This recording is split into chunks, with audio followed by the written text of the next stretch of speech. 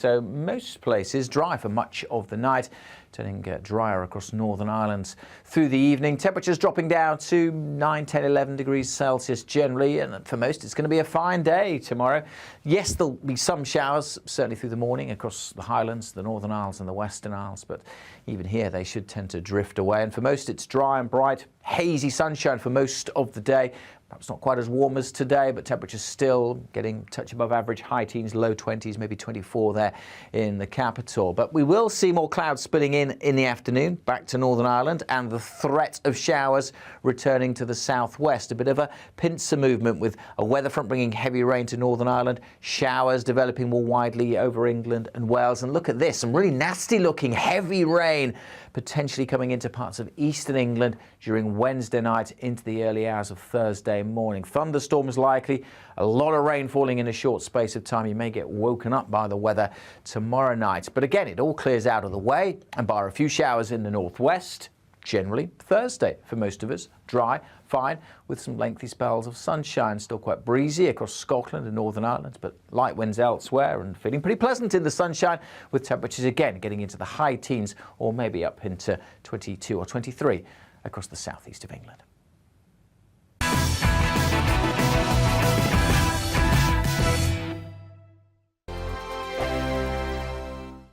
Every morning from 6 o'clock, we'll wake you up with GB News Breakfast with all the stories you didn't know from the night before. So whether it's serious news, entertainment, or your own views from all over our great nation, we're here to kick off your day with a smile. The national media should be reflecting and reporting what's happening here. You will notice the northwestern accents. Whether you're with us on TV, radio, or online, every morning, it's breakfast from 6 a.m. Hope you can join us. On radio, they call it the drive time slot, 4 p.m. until 6 p.m. as listeners head home. It's that part of the schedule when the dust of the day's events begin to clarify, and we try to make sense of it for you. Brazier is drive time for radio and TV. It's fast, it's punchy, it's opinionated, there's a Brazier angle and a little bit of levity. That's the question. That's two questions, actually. That's Brazier, Monday to Thursday, 4 till 6 on GB News. Hello, I'm Michelle Dewberry, and you can join me every weekday 6 till 7 on Jubes and Kerr. Me and my panel will get stuck right into the day's events, and I can tell you, in fact, I can warn you, expect some robust debates, some strong opinions and perspectives from both sides of the fence. It's about you at home as well. I love to read out all of your comments, or at least as many as I can. So join me, Michelle Dewberry, Monday to Friday, 6 till 7 on Jubes and Kerr. I'm Dan Wootton. Join me Monday to Thursday from 9 to 11 for the feistiest and most fun news debate on TV, where free speech reigns. I'll bring you a sharp take on the day's biggest stories, bombshell newsmaker interviews, and A-list guests. And I guarantee you, no spin, no bias, no censorship, and no reason to go to bed. That's Dan Wootton tonight, Monday to Thursdays from 9 on GB News.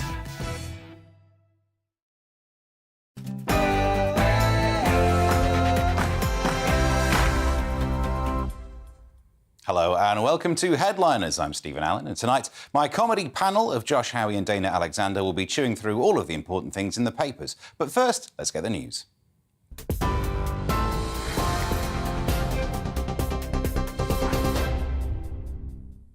Thank you. Good evening. I'm Miranda Shunker in the GB newsroom.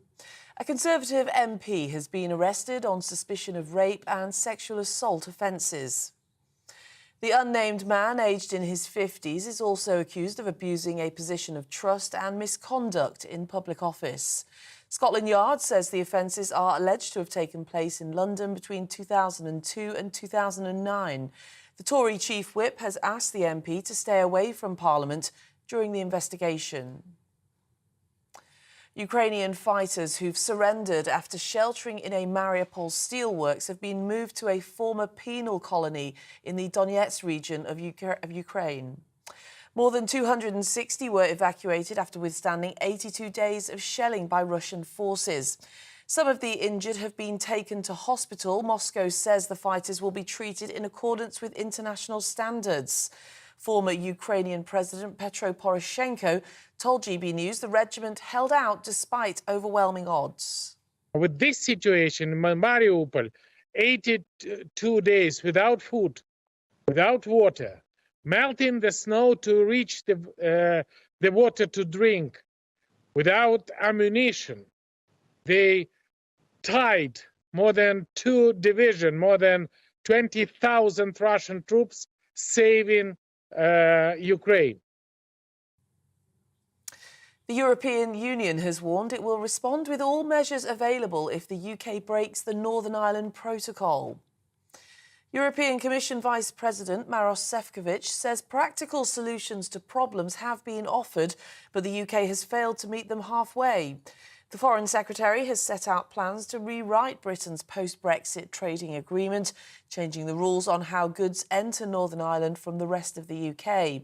Liz Truss says the government is still open to negotiations and the new measures don't break international law.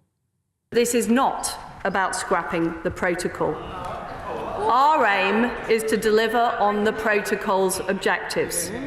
We will cement those provisions which are working in the protocol, including the common travel area, the single electricity market, and North-South cooperation, whilst fixing those elements that aren't, on the movement of goods, goods regulation, VAT, subsidy control, and governance.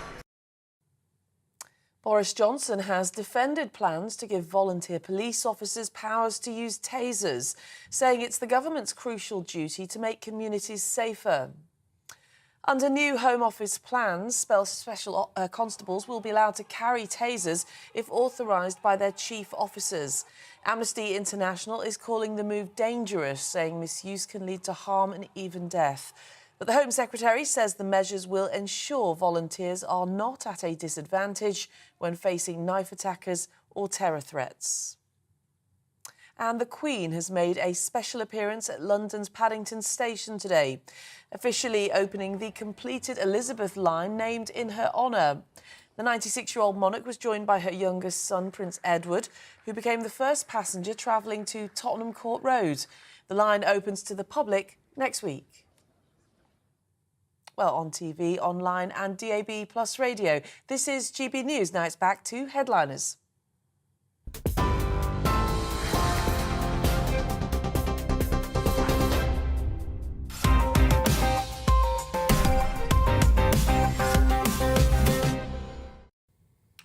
Hello and welcome to Headliners. I'm Stephen Allen, and reviewing the papers we have two comedians who, very much like the Queen, don't carry cash, but it's more due to an availability issue. It's Dana Alexander and Josh Howie. Hello. Hello. Actually, these days, contactless, come on. No one's still doing cash, are we? I mean, in certain situations, when you're really in a press, you know what I mean? Cash. I don't. Well, of course you do. Sometimes you forget your card at home and you got to use some cash. Abortions. Anyway, Is like you know anything about that? Interesting gear change. Yeah. I just want to say that because last night there was it was like 3 people who were on the left-ish. I would sort of classify myself as left of centre. Yeah. Obviously, Dana is like this sort of Antifa, anti-white extremist. And you're left wing. So what I thought was tonight, because I don't want this, the whole show is not meant to be, the whole point is it's not an echo chamber. This isn't the BBC. Yeah. So I thought tonight I'd become conservative, just to sort of do the balancing thing, if that's okay with you guys. I put on a shirt on the way in, I paid my taxes, and, How much Sold did your you soul. pay? So Boris is really great. Brexit was brilliant. You really should have registered offshore and paid less tax. You're not doing conservative very well. I've got so much to learn. Yeah. Anyway, so yes, I'm going to be more balanced. We look forward to it. Right, let's move on to take a look at the front pages. We start with the Daily Mail, first of all. Amid backlash over Governor's claim he's helpless to stem inflation, his staff only have to go to the office 1 day a week. So that's why the Bank of England is helpless, is their headline. Possibly confusing correlation with causation. The Telegraph has Tory MP held on suspicion of rape, and the story, Ministers warm to wildly popular energy windfall tax. More on that as the show goes on. The front page of The Guardian, Sunak faces Tory clamour to act now on cost of living. And they have a picture of the Queen, ticket to ride. Queen opens rail line with her name on it. which must make her feel better after having to open the Victoria one back in the 60s. That was just rubbing it in. For the Financial Times, lowest unemployment in half a century stokes inflation pressure is their main story. Front page of the Mirror, Tory MP rape arrest. Cops quiz Conservative accused of string of sex offences over 7 years. To the Times, Queen of Motown to perform at Platinum Jubilee concert. And Sunak plans heating bill discount. We can go to the Daily Express next. Police arrest Tory MP over rape and sex offences is their main story.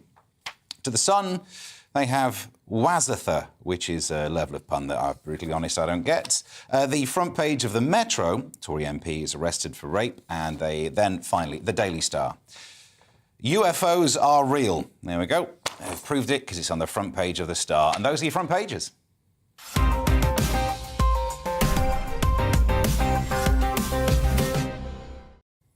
Lots of news to be getting through then. Josh, Wednesday's Guardian has early details of this troubling story from Westminster. Yeah, I mean, you know when I said I was going to be a Tory, that I'm going to do it after this story. Yeah, Tory MP arrested on suspicion of rape, banned from Commons. Obviously, we don't know who it is. I'm imagining it's not going to be that hard to find out. You just sort of see who doesn't go in, maybe.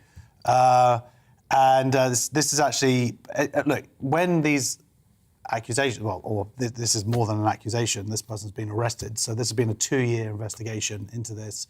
Obviously, there are legal reasons about what can't be said, I imagine, and there are moral implications until this person is actually found guilty. But this ain't looking good for the Tories. Not when you had Imran Aman Khan. He was the MP for Wakefield. He was convicted of sexually assaulting a 15-year-old boy pretty recently. You had their Tiverton MP admitted watching pornography in the House of Commons. And now you have the Tory MP, a man aged in his 50s, which really narrows it down. Okay, well, I'm sure we'll find out more as that story continues to break. Dana, Wednesday's Mirror brings good news if you're a huge energy company, which sadly I am not. Yeah, so Tories have voted down gas giants' windfall tax that could hand your family £600. So Chancellor Rishi Sunak hinted that the government could perform a U-turn in the future. However, as he said, no option is off the table. The motion was actually rejected, 310 votes to 248. And I think that's really sad when we consider, the profit margins in this last quarter. And at the end of the day, I think it comes down to, I think the government put a lot of faith in these companies to reinvest in these industries. But where's the guarantee? And I think perhaps if that reinvestment doesn't happen, we may actually see that windfall tax come into place, because there's not really going to be a choice, I don't think. Josh, is this the best of both worlds, that they managed to not pass it but also promise it so you can avoid some of the stigma of not passing it? Well, basically, they've just totally blackmailed the company. That's what Rishi Sunak's doing. He's saying no option is off the table, but only if the gas giants and oil gas giants don't invest their profits back into growth, job and energy security. So either they do it, or there's a big tax windfall, and then the government's going to do it. But I feel like as a Tory, they're missing a bit of a trick here. Seriously, like they should be. I think it's going to pass anyway at some point, and it's going to make the Tories look bad. Like they should have got ahead of this and said, hey, okay, look, we are doing something, because that money's going to that money's going to be spent either way. He said it himself. Either they put that money into investment, or the government's going to take it and put it into investment. I think they're just waiting to see how serious people are about kicking off about this cost of living crisis. I think if they see a little bit of an uproar, they may have to make things change. They should have done it, so they should have got ahead of it, because it's only going to make them look bad that Labour have been ahead of this on them, and I think it's a mistake. Wouldn't it be good PR for the companies to do it? Because the last time I checked, they ask for a certain amount of tax, HMRC, but I don't think they complain if you overpay. Like, the companies could say, due to this windfall profit, due to the profit that's not through extra work, we will give some of that money, and that means it's not been passed. But then they wouldn't be trapped by having to do it. They could have better PR from it. They could, but I don't think they're thinking like that. And I think at this point, they're really excited about how high these prices are, and they're going to cash in while they can. I was going to say how high these prices were, because today, the wholesale price per therm is 38p for gas. In February, it's 550p. So it's already gone down massively, but bills are up 54%. for gas, and they've doubled their prices 93%. So their advice is put your heating on in late spring when there are temperatures of 27 degrees. Don't do it in February. Well, and it's not just that. With petrol, they didn't pass on the 5p cut there. You know, the fuel duty cut, they didn't pass that on.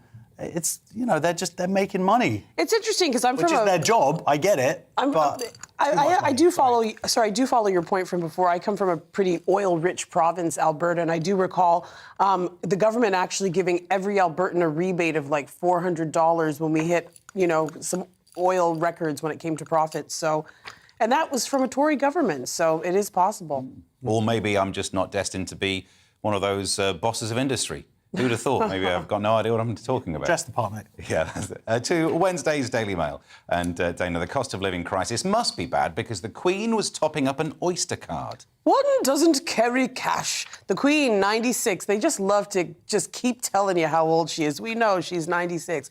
Anyway, she's been shown how to top up an Oyster card during a surprise visit to Paddington Station to open the Elizabeth line with Prince Edward after struggling with mobility issues. So yay, she has a train named after herself. I think what would be really exciting is if she could take the train with the rest of us and, you know, see what's really going to go down on your line.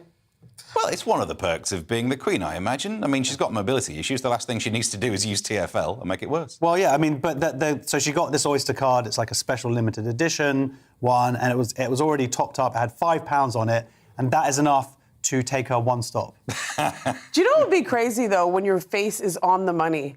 Like, do you think she shudders sometimes when she sees her face just like, oh, remember when I didn't have a jowl? Well, exactly, they're not updated. Get me an older coin. It's like comedians with their headshots that were done in the early 2000s. It's the same thing. I look pretty good. Yeah. Oh, man. You should have seen my dreadlocks. They were pretty cool. Did you have dreadlocks? Oh, my God. I had a bob. We can move on to the Times now. Josh, unemployment is low, but it's an economic story, so I'm sure you're about to tell us why it's a bad thing.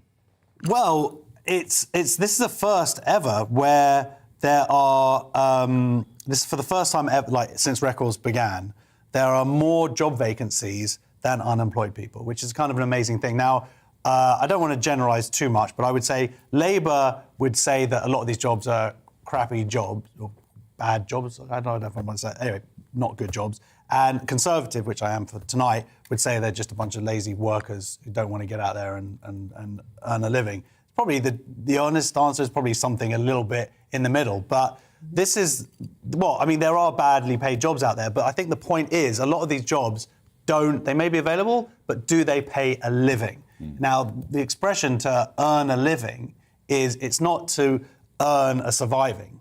You know what I mean? Like you want to earn enough where you can pay your mortgage, or pay your accommodation, pay for your family, pay for food, and maybe even have a tiny bit left to actually enjoy life. That's living. Just earning and working every hour that's sent just to survive, that isn't necessarily a good thing that we should be aspiring to. I think people are as a picking up society. second jobs because they can't make ends Second meet. jobs or third jobs. Yeah.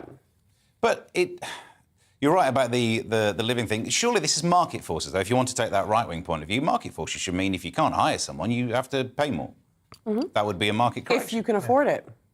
But and if you can't afford to run a business without managing to pay people under a certain level, maybe you shouldn't be a business. Yeah, well, we saw so many businesses go under precisely because of that during this lockdown, didn't we?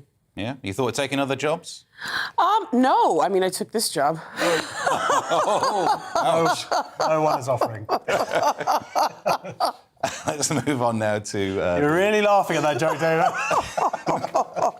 Dana, to the Mirror, Wednesday's Mirror, tells me that I could taser someone if I were particularly into that. What would I have to do? Oh, my gosh. So let's just talk. So volunteer special constables will be allowed to use tasers for the first time. Let's talk I'm joining tomorrow. I've always wanted to do it. What Karen is joining to be a volunteer constable? That's a racist word. Is it really? Yeah, you can't use the word Karen anymore. Yes, I can. No, you need Not even if someone's called I Karen. can and I will. Oh, All that's right, a bit well, racist, I don't know. Okay. Please. Make a complaint. But anyways, the Independent Office of Police Conduct, IOPC, has previously noted that black people are more likely to be tasered for prolonged periods of time than white people. And I bet you they are also less likely to want to be volunteer special constables as well. but we need to get in there. Okay, well, let's start talking about it. I mean, that's quite an interesting idea, though. So do you think that it would be racism is why that they are shot for longer or tasered for longer? I don't even know what the word is.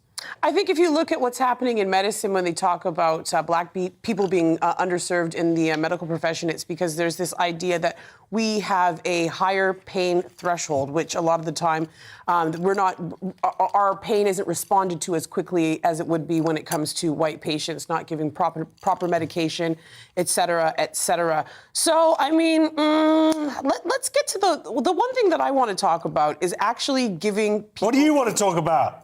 This story. Let's go. This story. So, I mean, on the next one. Americans have access to guns. How's that working out? I don't know how.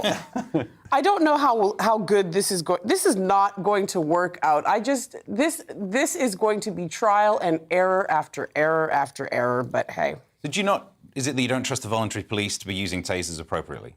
I think as soon as you introduce a violent element to any situation, they risk things themselves. So you better be quicker with that taser than that other person is with a knife or a hammer or a gun or what. Do you know what I'm saying? Because as soon as people feel like there's something that could hit them, that's when you strike and that's when you act out. And this could potentially put them in more danger. They say, people who have more access to guns are more likely to die, of gun violence. If you were volunteering as a police officer, would you like to be carrying a taser? I would never volunteer as a police officer. No, you're not answering a hypothetical. Taser, you should be a politician. I'd like to. I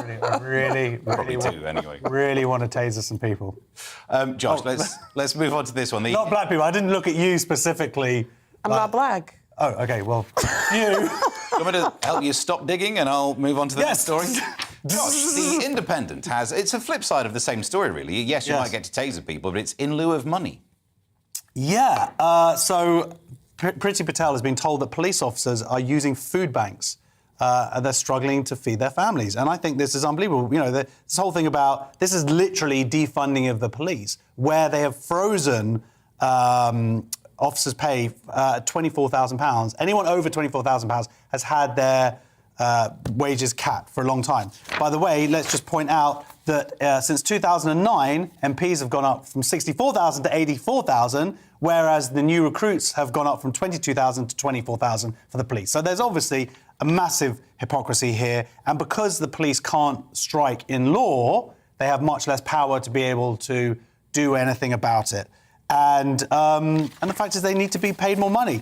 The other thing is that on top of that, Priti Patel's making a big deal about how there are going to be 20,000 new police officers. That sounds great. The fact is it is not taking us up to the levels that have been lost since 2010 where the funding was cut, or the loss of people during that time, detectives, experienced officers, specialists. So we're still not getting back to where we were, even with those 20,000 people. I think it's pretty clear what we need. I think all of us need to get out on our porches at 7 p.m. every Wednesday and just clap. Let's just clap for the police. And taser people. Well, at least you've got a hobby. It's good, isn't it? Yeah. Well, coming up in the next section, it's been a busy week for dogs. They've been proving their effectiveness at detecting coronavirus and helping out with A-levels. Well, we'll find out more and see you shortly.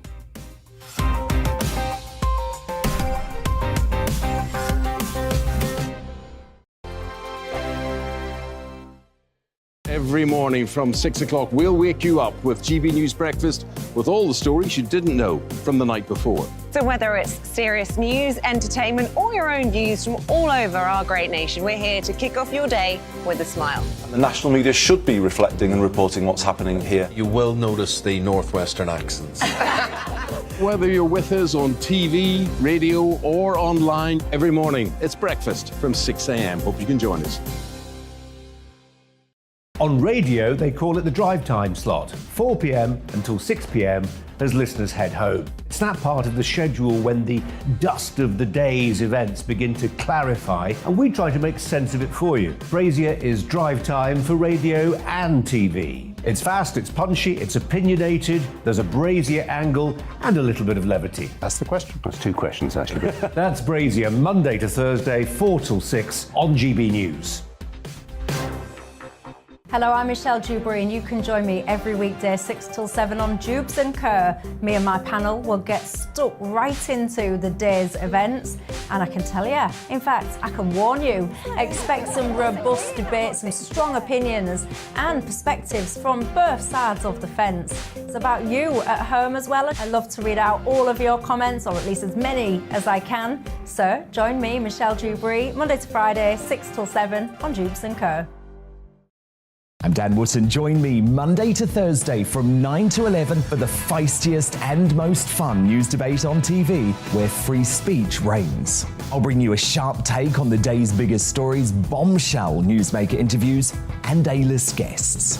And I guarantee you, no spin, no bias, no censorship, and no reason to go to bed. That's Dan Wootton tonight, Monday to Thursdays from 9 on GB News.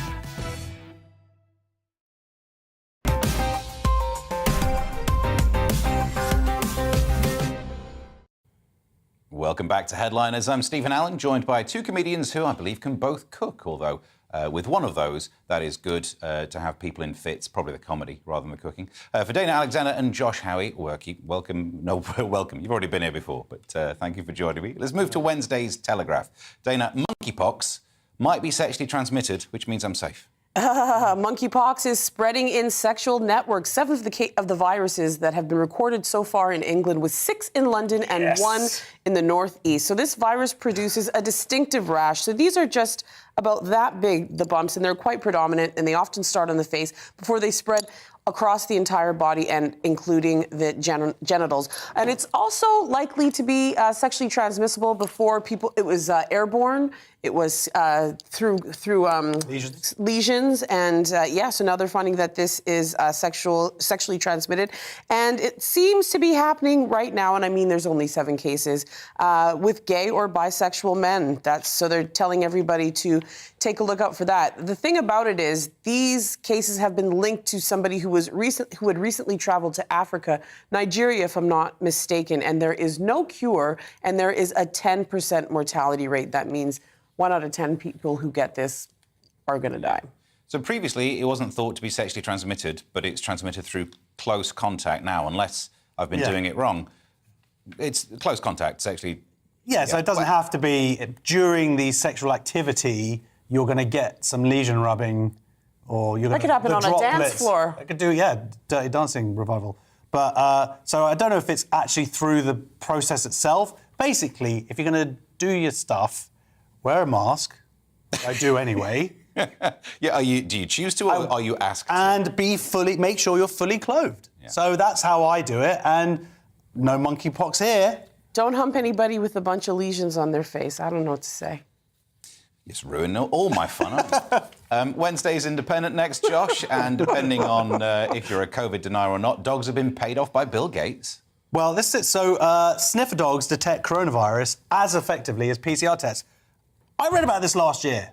Why are they only sort of now? They should be. This could have sorted out all those PCR tests and all the stuff. Just get some dogs. It takes 2 weeks to train them up. The studies that I read they were more accurate than the PCR test. But PCR tests are 98% accurate in this study that involved a couple of 300 people. So then it basically worked out to be pretty much exactly the same as that. And obviously it's going to be far cheaper way to do it. So stick them out. It's a bit like Terminator, unfortunately. People, I don't know if you've seen Terminator, Dana? Not? Yes, I have. Okay. Well, I don't. You're just looking at me like I was just thinking of thinking of the story. I thought I'd say. Oh yeah. Well, so it's and then the good thing is that I might get I'm going to get COVID deliberately and then hide a lot of cocaine up my bottom. Okay. It's like a distraction. So they'll think I've got COVID and they're barking at me, but really they're barking at all the. Is it the same dogs? Because it's a working dog, I think they might have bomb dogs, drug dogs, COVID dogs, guide dogs. I think if you think it's just one, then it's... Why not? Why can't they can multitask? Don't be doggist. They can do it all. I mean, it would be better to be sniffed than have to have the thing crammed down your tonsils. Yes, it would, but it's a little too little too late, I think. We're passing the pandemic right now, and it's kind of like giving somebody a new DVD player. Dogs also the future, as we see in the Times, Dana. They are good for stress, unless I suppose they're telling you that you've got COVID. Yeah, so dogs help relieve exam stress for A-level pupils. What about B and C-level pupils anyways? Molly Cronham of Brighton Girls says that Pip helps to calm pupils' nerves while they revise. I think that's also a good way to get the dog to eat your homework if you don't want to get your work done. Pupils at girls' school are being given a little bit of extra help with their exams this year thanks to a special friend. Well, this is definitely a Brighton project, isn't it? Brighton Girls. A lot of A-level students have never actually taken an exam ever, which is kind of mad when you think about it. But there's obviously some real risks of cheating, you know, writing the answers on the dog's tongue. We're just asking the dog, what do you think? 2 bucks. When I first read this story, I did think it's one of those, like, it's a middle-class thing, isn't it? Where at the school I went to, we wouldn't have been allowed dogs, and if it was, it would have had to wear a muzzle all the way through it, because Mansfield's an interesting area. But we had our own ponies. Cool, that's the difference. That's the difference between the north and the south. But actually, they do calm you down, animals. So why not have school dogs? And what's wrong with a little bit of stress? Welcome to life. Gosh, mate. Hey, that's what tests are. They're a bit of stress. We get, I need to relax. No, girl, it's a test. Stress out. It's 45 minutes of your year. Fair enough. You know what I mean? To the Times, Josh, and one schoolgirl needs to de-stress. Better get that dog stabbed. Oh, here we go. I sense a TED talk from Dana's previous talk. So, yeah, this is in the Times. J.K. Rowling, one of my heroes, defends this girl. I don't know if anybody had read the previous story that's happened over the last 24 hours. This girl was driven out of school, essentially, for having gender-critical views. The story is that they had a speaker, someone come from the House of Lords, to give a talk, and during that talk suggested that that gender was basically more important to define women than sex, than biology. And this pupil, this 17, 18-year-old pupil, said, questioned that and said, I don't agree with that. And then they had a sort of, but the point is they had talked afterwards, everything was amicable. But when this girl, young woman, got back to school, she was attacked by 60 of it's an all-girls school, 60 of the fellow students who spat at her. She had to escape from them, had a panic attack. And then, and the way that she was then treated even after that fact was disgusting. They said that if she said anything controversial, they would have to teach, she'd have to go straight to the library. She had to have all of her lunches. She was totally ostracized by all the people in school, bullied, all these accusations of transphobia, which were just totally unfounded. The teachers did not back her up. And then, so not only is this report that's come out, and she didn't get to take her A-levels that year, she had to leave the school eventually and be homeschooled.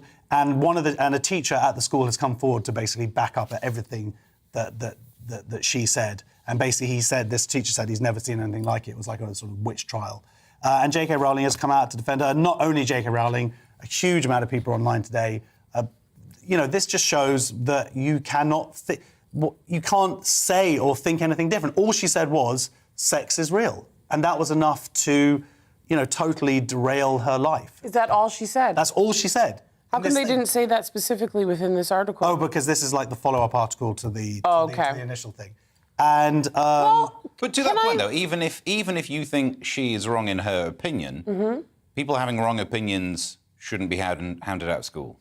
Well, what if someone's opinion was that I'm not fully human, and that was the actual reality when we look at places like United States? Just hear me, though. Somebody might come out and say, well, according to the law, you're only 3/5 human. I mean, we talk about these things. You're talking about people's humanity, and I think we have to treat it with a little bit of sensitivity. I'd be interested to see exactly what she said, because it doesn't seem plausible that 60 students are going to be that enraged to a point where they're attacking her and spitting in her face if she just said, sex is real. Basically, no disrespect to you, Dana, because I do love you and we are friends, but I believe that is naivety on your behalf, not knowing how toxic this subject is, and having children myself, not saying that, but how forced this issue has been on our youth, the groupthink that goes along with it, the pressures that go along with it, and the fever pitch, you have 9,000% it's gone up young women becoming trans in this country over the last few years, it's not healthy. And it's not just in schools, it's in academia. You've got professors being hounded out of their jobs. It's toxic everywhere. And that has moved, and this is what J.K. Rowling was saying, not just from academia, but now down to students in school. And I say to my son, mate, don't write anything, don't say anything, because it's a scary time out there for these young people. You better just follow the line. It's probably an even scarier time for trans people. Well, they say that, except for the fact I haven't seen anywhere about a trans person being hounded out of the school. What I'm seeing here is about someone saying that sex is binary. But it doesn't. It seems like you're trying to find a moral equivalency in working out who has the worst time. If two groups of people have a bad time, solutions can be found for both. Absolutely. And, you know, and then on top of that, well, trying to find this moral equivalency is Guardian writer, I wouldn't say journalist, but what's trending today is Owen Jones is a bully, because he went online and said, well, we need to find out if this story is actually true. And he's basically like trying to get his 1 million plus followers to find this 18-year-old girl, and it's like it's just wrong. Whatever she might have said, and she just basically said sex is real, binary sex is important. Is whatever she said, she does not deserve to be spat on. Whatever she said, talk it through, disagree with her. No one deserves all to of be that. Spat on. Yeah. So we found some common ground. Sure. Beautiful. Also, I did notice you pulled the old as a parent trait. I wonder why you had so many kids. There it is. I win every argument. Let's move to The Guardian next, Dana, and the problem of most crash test dummies being men. So yes, and that is what's happening when it comes to women being able to pull themselves out of crashes. So 16% of women who are trapped in vehicles that have crashed are unable to escape, versus 9% of men. So women are almost twice as likely as men to become trapped in a motor vehicle after a crash, and they also sustain different patterns of injury, data suggests. So this is due to a lot of things. I think one of them was how close women sit to the steering wheel. So when this does happen, it makes it a little bit more difficult for them to eject themselves. And also, I guess the way that the cars are designed, they were not really taking women into account, and the dummies were actually designed after men. Yeah, that's the main one, isn't it? That they used average men rather than average people. Well, look, as a parent, I would just like to say that, yes, this is in The Guardian. There's a brilliant book called Invisible Women, which basically is argued, because a lot of these engineers originally and are men, and who aren't necessarily considering the different body types that have the different sociological reasons or all the different factors that are going in. So there are going to be different injuries, like women hurting their pelvises more. And this stuff now needs to be factored in. The types of crashes. And the types of crashes as well. What's interesting is, in this Guardian article, they talk about needing to investigate their impact on women. And I know, it's just in that article, I just don't think I've ever seen women are almost twice as likely as men. I just haven't seen The Guardian write the word women for quite a long time, so it's quite nice. Lovely. Well. So I'm just saying that it just now, when it comes to this kind of stuff and biological stuff, suddenly it becomes an important characteristic. Surely we're just looking at the average shape of people. So actually, you don't need to... But we also have to look at how much upper body strength that we have as well, right? Like, I remember my mother at one point, I don't know why she wanted to do this, she wanted to join the police force, and she couldn't do it because she literally could not get her body up over that bar, you know? Yeah. Being able to pull yourself and push yourself out of a vehicle, like, you know, I'm not exactly the tiniest woman, but look at my arms, they're nothing. You look at the size of my body, I'm dead. But a lot of what happens in a car crash, we're talking forces bigger than the human body. Sure, feels. but if you have to push, if you're crushed from below and you have to get out, I think it's much easier for men to do also, that. And men, we can just escape, which is great.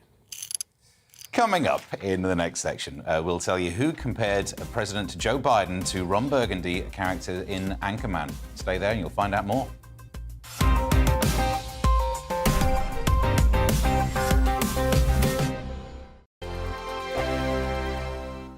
Every morning from 6 o'clock, we'll wake you up with GB News Breakfast with all the stories you didn't know from the night before. So whether it's serious news, entertainment, or your own views from all over our great nation, we're here to kick off your day with a smile. The national media should be reflecting and reporting what's happening here. You will notice the northwestern accents.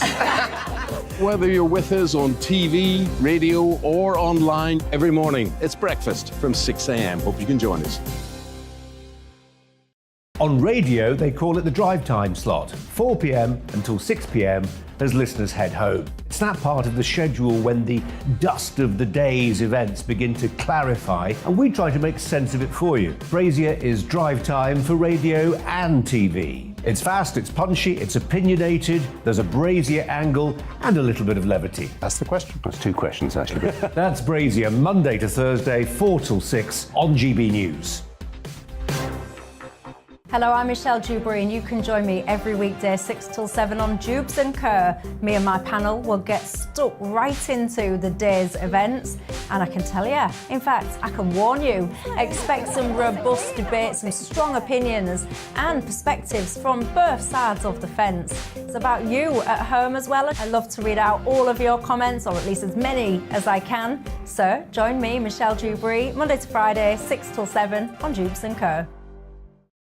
I'm Dan Wootton. Join me Monday to Thursday from 9 to 11 for the feistiest and most fun news debate on TV, where free speech reigns. I'll bring you a sharp take on the day's biggest stories, bombshell newsmaker interviews, and A-list guests. And I guarantee you, no spin, no bias, no censorship, and no reason to go to bed. That's Dan Wootton tonight, Monday to Thursdays from 9 on GB News.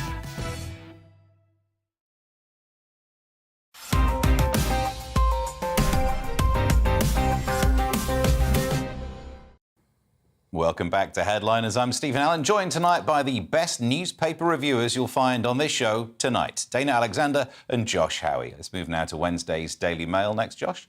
And someone's been having a pop at Joe Biden, and not just about his age this time. It's almost original, this. Yeah, first of all, it's nice to know that Elon Musk is a fan of Anchorman, which is a great movie. So that's kind of cool. That humanises him a little bit. But basically, he sort of said that... now, I don't know if Elon Musk is quite witty or insightful, or if he just hires a lot of people who sort of to make him look like that. He's rich enough, obviously, to have a whole team of writers, unlike this show. Anyway, but the thing is...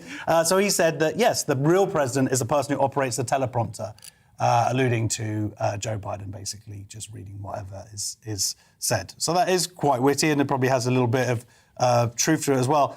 What's also interesting, he's basically said that he's always been a big supporter of the Democrats, but he does a really nice thing where he, not nice, but he basically says Democrats are now basically overly controlled by the unions and their trial lawyers, and Republicans are influenced by corporate evil and religious zealotry. I think he's sort of, I don't know, I kind of go along with some of that. It sounds pretty good. Like he's got it sussed out. He does say some insightful stuff on there. Also, another thing, just so we're, he's basically, because he's still, he's trying to buy Twitter at the moment. He's saying that Twitter is saying that 5% of their users are bots. He's saying it's 20% or more. And so they're having a big argument because he wants to see proof that it's 5%. But if there's 20% of Twitter users are bots, that means that like 5% of I've got 5 followers that are bots.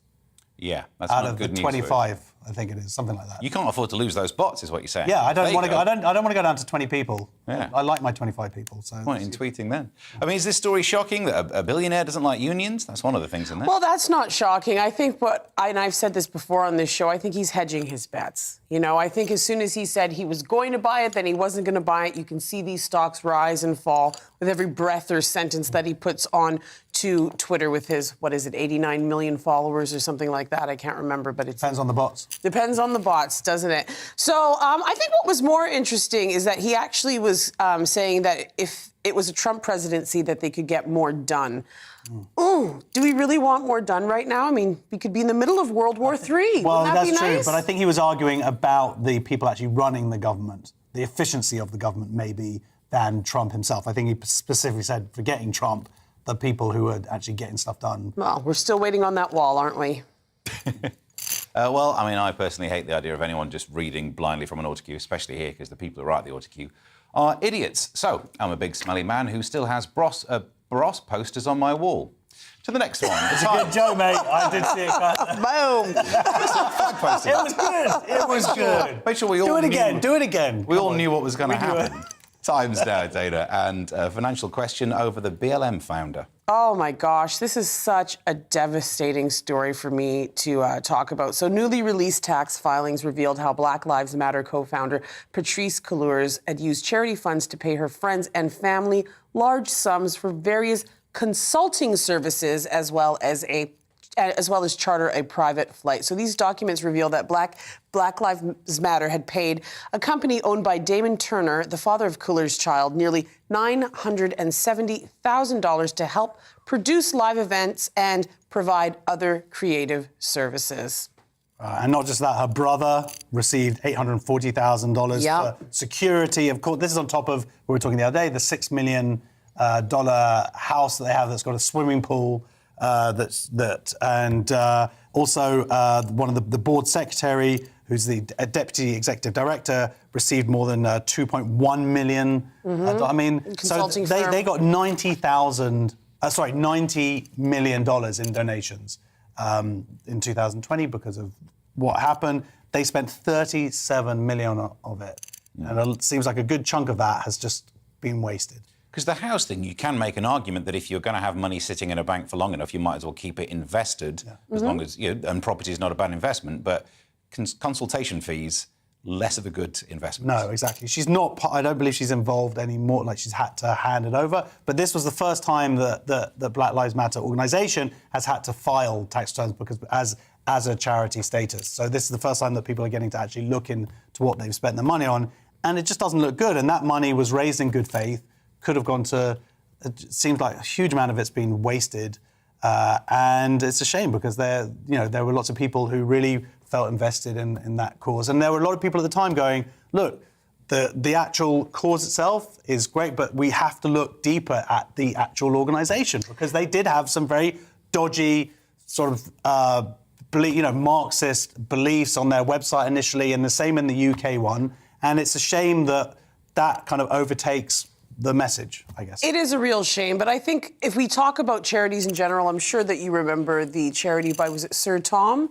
Yeah. I think it was his daughter who was trying to pay herself, what was it, $320,000 for the year or whatever it was. So let's talk about charities and how they use funds in general. I'm always very surprised when you see charities that have buildings in prime real, like right downtown. How much of the money that you're spending in a lot of these charities actually go to where they're supposed to go? There's so many charities that have operating costs of 60% and above, right? So I think it's a good time for us to talk just about how charitable funds are used. And also to overall. talk about how this person was super dodge. and we have. We did. To the Independent next, Josh. And more people are seeing UFOs. Surely any alien in the right mind wouldn't come here now. This is kind of amazing. This was the first sort of official, before the American government meeting or whatever, in 50 years or something. And basically the Air Force has admitted that there's at least 130 UFO sightings since 2004 that cannot be explained and were not tricks of the light or sensors or anything like that. So 140 proper unidentified flying objects. Which fall into 5 categories. That's airborne clutter, national atmospheric phenomena, U.S. industry development programs, foreign adversaries, or others. So, a UFO, of course, is an unidentified flying object. So if I were to projectile send a hamster and drag into the air, could you identify it? Well, as long as it identified itself. What gender? It would be. That was the joke. Oh, sorry, let's get back to that autocue joke. That was a good one. So, I mean, the story reads like we've found aliens, and it's not. I mean, of course, there are unidentified flying objects if you can't identify them. Yeah. Exactly. Yeah, I don't know. I think that it's sort of saying that there are proper UFOs. That's what it's saying. I mean, or there certainly are. They are unidentified. They're not saying that they're space. Exactly. That's the problem that happens with conspiracy theories. The connotation is that it's a spacecraft. The lack of evidence gets treated as evidence of the thing you'd like to project onto it. We don't know what they are. Oh, therefore they must be the thing I think they are.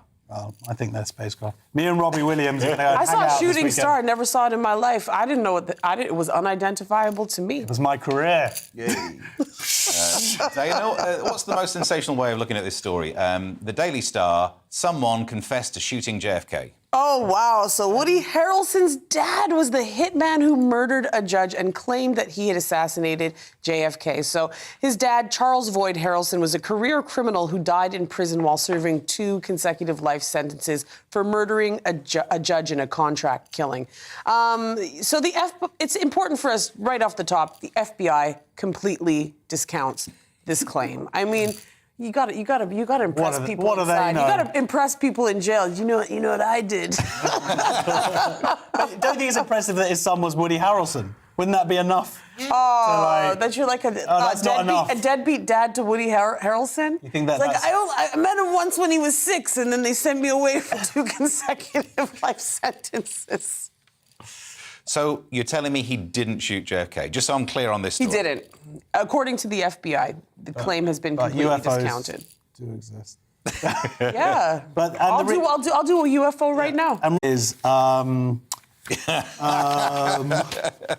totally unexplained in this article. It's not like he just did a podcast and this information came out. It's just like they literally Googled something and just like, right, we filled up that page. Slow news day slow news day. But I think what was more interesting is that maybe his dad was a little bit of his muse for his character in, what was it, Natural Born Killers. All right. Yeah. I wonder which film you're going to pick there. I was thinking, Venom 2? Not one of his best. Josh, the He's actually admitting to watch that. That's terrifying. It's kind of Marvel, even though it's Sony. Josh, the Telegraph focuses on the mighty crisp sandwich. It is a snack and a meal. It's the best of both possible worlds here. And the Telegraph just doing some fine journalism here. Well done. I mean, they're finding it very tricky, says Boris is no longer doing a column, to fill up that space. And they found out the poll. Now, I don't know if I believe this or not, but they're saying it says Telegraph, it has to be true, that British people consume one of these every 10 days, a crisp sandwich. Right. Every 10 days. I've never even heard of one until today, so I'm not British. Well, okay. Is this what y'all are eating? That's the only definition that counts. Yeah, that's it. Yeah, get that blue passport. You've never had a crisp sandwich? No. I mean, even when I saw a fish finger sandwich, I'm like, for 11 pounds, this is what single mothers feed their children when they're in poverty. You shouldn't be dropping 11 quid on a fish finger sandwich. Make one at home, don't go to those fancy places. Yeah, but get some thick white bread. A regular pub across from Victoria Station, that's how much a fish finger sandwich is. Again, that's sent across from Victoria Station. Try the North. 2 quid, £2.50. Oh, I know. Trust me, there's a lot of stuff up north on sale. But also, too, if you want a crispy sandwich, get a taco. Get a taco, right? That is literally a crisp with the filling inside. You don't have to. No.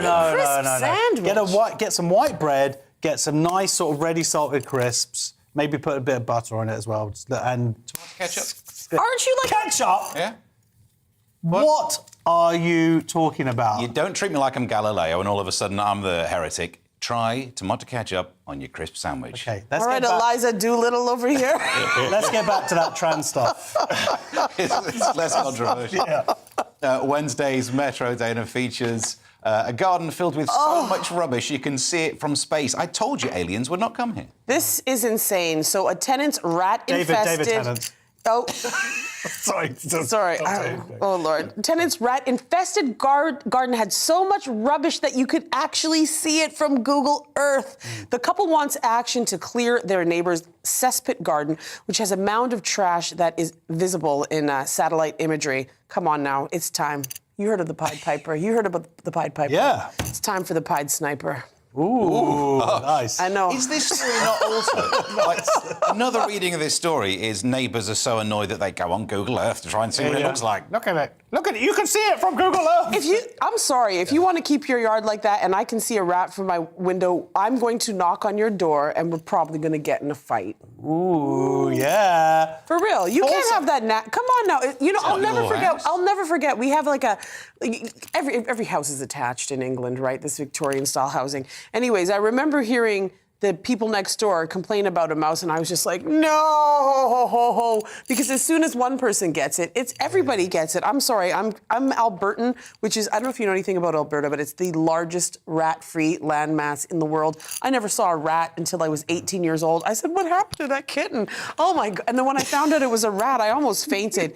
You cannot live next to me with a garden of rats. Yes, I do. Wow. I certainly do. That's cute. And you should too. It's not cute. They're disgusting. They're just little pets. Even just getting hives just thinking of that. Like a big mouse, but with a hairless tail. Just a big, long, skinny tail. Is this a joke? But no, that's Is true. this a northern joke? What? Yeah, everything I say is all about the Mirror next, Josh. And as the owner of a 2-month-old baby, seeing people moan about their quality of sleep is winding me right up. Oh, can people not sleep well? Yeah, as a parent, I find this article very interesting. So yeah, the Mirror, millions of adults are losing sleep because of the temperature and a snoring partner. These are... That's me. You're the snorer, are you? Oh, so bad. I'm trying to away the rats. He sends me videos of me snoring in the middle of the night, and I'm like, don't ever send that to me I'm trying to pretend that I didn't know that.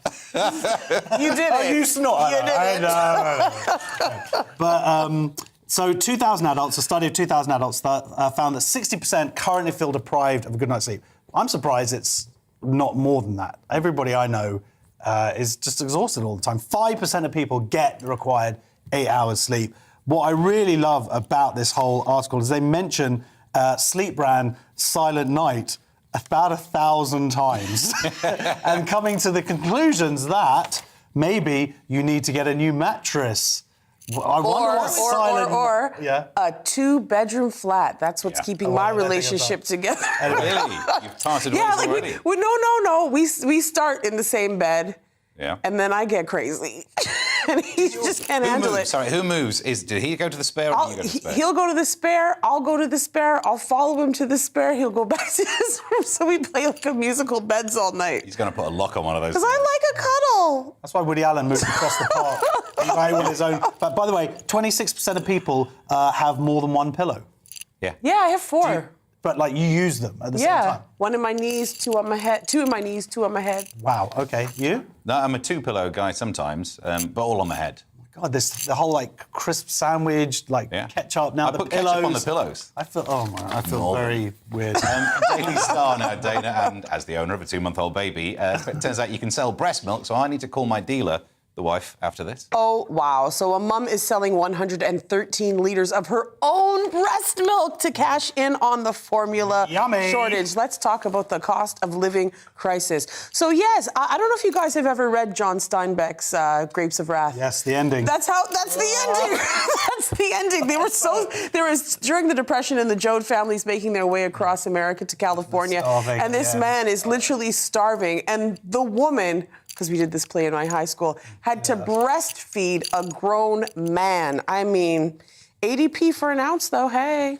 I mean, there's a lot in my fridge right now, and I know it's not mine. And Did you ever drink the wrong one? Did you ever taste it? No, I actually don't have milk anyway, so I'm free of it. Because there's no normal milk in the house. There's oat milk or whatever the missus has. No, I'm Northern. I think I've mentioned that. Fake milk, no. But the fact that there is breast milk in there, every so often I'm tempted to put it in. Have you noticed, why is the there like DeLonghi. 40 bottles of milk in the fridge here? No. It's so weird. Any of them breast milk? GBNews. Yeah. We like our milk. Fresh. It's so odd, and it's in those glass bottles like in the movies. Because we're doing very well, this channel. They're all the ones that Mrs. Thatcher took from the kids. They ended up there. That's probably the story. Finally, to the Metro, Josh, and a shoplifter who is a flight risk. Steven Seagal. Oh. Put that on the auto cue. He's here all night. Steven Seagal has been stealing crisps from Tesco's. We were talking last night about Monster Munch, and of course that is what he goes for, Monster Munch. They're super duper expensive. He's stealing £300 of crisps a year. You know, this is undocumented as well. Yeah, exactly. And this sounds like a job for Pretty Patel. Get him. It could be that the people working in Tesco's might be like, oh, why are we down £300 worth of Monster Munch? And they're like, oh, this seagull keeps on coming in and stealing them. I'm just saying, look into it. I mean, have you seen seagulls these days? He says, sounding like an old man. They are huge. They were never that size when I was growing up. Yeah, because they eat mini cheddars. They look like bouncers, it's true. They would beat me in a fight. Do you know what would work? Is if they changed their uniform at the shop and they dressed as even bigger seagulls. Yeah, seagulls don't. That would work. Seagulls. Could you imagine they come into the store and you just see, like, remember Cat Dad? Anybody just check out Cat Dad, the guy who puts, like, the mask on as a cat and scares his cats to death. It's like this giant cat. I would go for... Who was the comedian who used to pretend to sit on a big ostrich thing? Emu. No, Emu was Rod Hull. Okay. Big Burn. There's more than one? Yeah, I mean, the 70s was a sparse time for entertainment. That would work. That would be one. Or they could just suck up those losses. But 300 quid, I mean, it'll get worse next year. Yeah, Tesco, what are they going to do? Everything's going to cost more though next year. This will be a 500 quid loss. Yeah, this is true. Or they could just shoot the seagull. I don't know. It if happens. you do know who that seagull is, please get in touch. I'd like to ask him to get me some food. Or tase the seagull. Bernie Clifton. Okay. No ref. No one. No, the that's reference? good. Nope. Is he from the north? Turn into old man in a pub. We'll talk about over Chris sandwiches after this show. That's the way forward. Well, that's all we've got time for. Thank you to my guests, Dana Alexander and Josh Howie. Are on the same time tomorrow. See you then.